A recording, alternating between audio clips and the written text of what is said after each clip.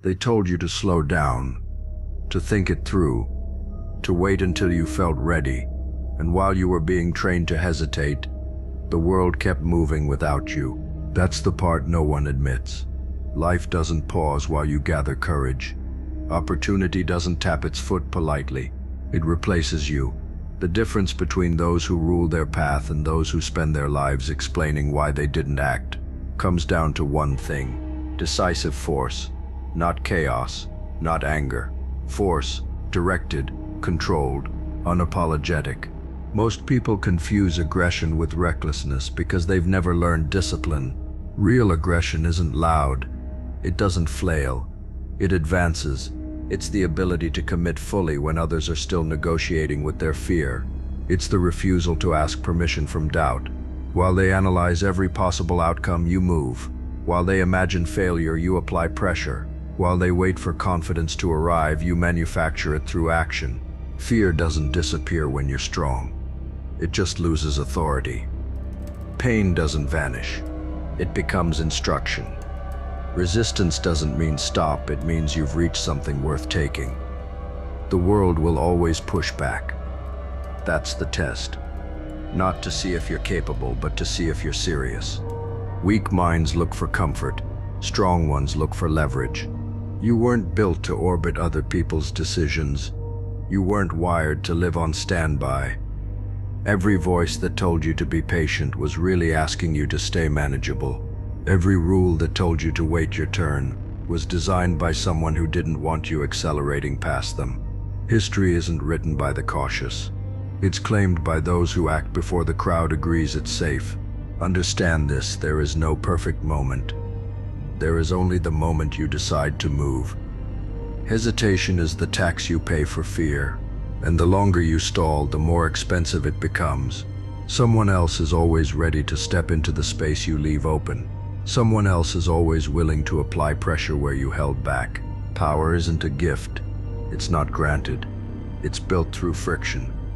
Through choosing action when uncertainty is screaming. Through refusing to kneel to comfort. Comfort dulls instinct. Comfort weakens edge. Comfort is the quiet agreement to stay small while pretending it's peace. You feel that tension inside you for a reason. That impatience, that irritation with average, that refusal to settle. That's not aggression, it's alignment. It's your system rejecting stagnation. But potential means nothing if you don't deploy it. Strength unused is just decoration. So stop negotiating with doubt. Stop asking fear for approval. Stop waiting for the world to make sense before you act. Move with intention. Apply pressure. Decide fast and adjust faster. Dominate your own direction. Because there are only two roles available: those who take control and those who explain why they didn't. No one is coming. No one is clearing the path. No one is handing you the life you want. If you want it, you advance. With precision, with conviction, with relentless forward motion. This is the moment. Not tomorrow. Not when you feel ready. Now. Move. And when you move, don't move halfway. Half decisions are how people stay trapped in the same cycle for years while telling themselves they're getting close. Close doesn't count. Almost doesn't matter.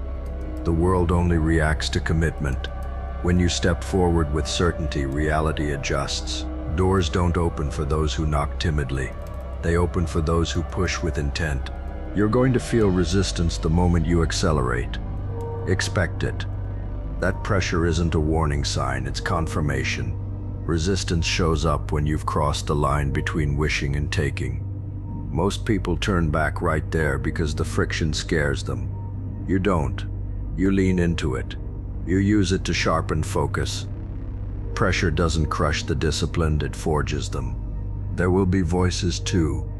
Subtle ones, friendly ones. They'll call it concern. They'll tell you to slow down, to be careful, to think of the consequences. What they really mean is think of their comfort. Think of how your momentum exposes their excuses. Your movement makes their inaction obvious, and that makes people uneasy. Let them be uneasy. Progress isn't polite. You don't need permission to rise. You don't need consensus to advance. You don't need approval to claim control of your own life. The only requirement is action. Deliberate, repeated, unapologetic action. Every step forward silences doubt more effectively than 1,000 affirmations ever could. Understand this clearly: the ones who dominate aren't fearless. They're decisive. They act before fear finishes its sentence. They move while others are still asking what if. And by the time the hesitant finally decide, the game has already been reshaped. So stop waiting for clarity. Clarity follows movement. Stop waiting for confidence. Confidence is built under pressure. Stop waiting for the perfect version of yourself. That version is created by doing the work now, imperfectly, relentlessly, without retreat. This is where separation happens. This is where spectators stay behind and builders step forward. This is where excuses end and outcomes begin. Stand up. Lock in. Advance, because from this point forward, you're not asking life what's possible, you're showing it what you're willing to take. And once you step into that space, understand something most people never grasp. Momentum is a weapon. It compounds. It intimidates. It forces the world to react to you instead of the other way around. When you keep moving, when you refuse to pause every time doubt taps your shoulder, reality starts bending. Not because it's kind, but because consistency overwhelms resistance. This is where discipline replaces motivation. Motivation is loud and unreliable. Discipline is quiet and unstoppable. Discipline is what keeps you moving when no one is watching, when the adrenaline fades, when the applause never comes. That's the difference between those who flare up once and disappear and those who build something that can't be ignored. You'll notice something else as you advance. The field thins out. People fall behind fast, not because they weren't capable, but because they weren't willing to stay uncomfortable long enough. They retreat to familiarity. They call it balance. They call it peace. But deep down, they know they chose safety over growth. You didn't. The higher you push, the more silence you'll encounter. Fewer opinions, fewer companions, less noise. That's not isolation, it's elevation. At the top, there's no crowd, only responsibility, only decisions, only results. This is where excuses have no traction and effort speaks for itself. You'll be tested again, not by obstacles, but by success, by the temptation to slow down once you've proven you can win. That's where most people fail the second time. They relax. They assume momentum will carry itself. It won't. Momentum must be fed, daily, intentionally, without mercy. So stay sharp, stay deliberate, stay moving even when it feels repetitive, even when it feels lonely, even when it feels unfair, especially then. Because domination isn't a single act, it's a posture, a way of operating, a refusal to surrender control back to comfort. This is no longer about proving anything to anyone else. This is about mastery of your time, your energy, your direction, your life. You didn't come this far to hesitate now. You didn't break free just to slow down. You didn't step forward to blend in. Advance again. Apply pressure again. Claim more ground. Because the world doesn't stop testing you, but it does eventually learn who won't back down. And when the world finally recognizes that you won't retreat, it changes tactics. It stops challenging you head on and starts testing your patience instead. Delays, distractions, detours dressed up as opportunities. This is where focus becomes lethal. Not the frantic kind, controlled focus. The kind that ignores noise and keeps pressing forward while everyone else chases whatever flashes the brightest. You'll feel the pull to explain yourself, to justify your pace, to soften your edge so others feel more comfortable standing near you. Don't. Explanation is another form of hesitation. The results will speak. They always do. Power doesn't argue. It demonstrates. At this stage, you stop measuring progress by how you feel and start measuring it by what you're building. Feelings fluctuate, systems don't. You create routines that don't care about mood. You create standards that don't bend for convenience. You create a pace that outlasts motivation. That's how dominance becomes sustainable instead of dramatic. People will start calling you intense, obsessed, unreasonable. Let them. Every person who ever shaped their reality was labeled something uncomfortable before they were respected. Normal is a ceiling. You didn't come here to fit under it. The pressure will keep increasing, not to break you, but to reveal you. Weak structures collapse under load. Strong ones become unmistakable. This is how you find out who you really are, not in calm moments, but when everything is demanding more than feels fair. So when it gets heavy, don't slow down. Narrow your focus. When it gets loud, don't react. Advance quietly. When it gets hard, don't complain. Adapt. Relentless action doesn't need drama. It needs consistency. This is the point of no return. You don't go back to waiting. You don't return to asking. You don't shrink to make room for fear. You move forward because that's who you are now. No permission. No pause. No retreat. Only forward motion. Until the world finally understands that resistance is pointless. And eventually something clicks. You stop feeling like you're chasing anything at all. You're no longer reacting. You're no longer rushing. You're setting tempo.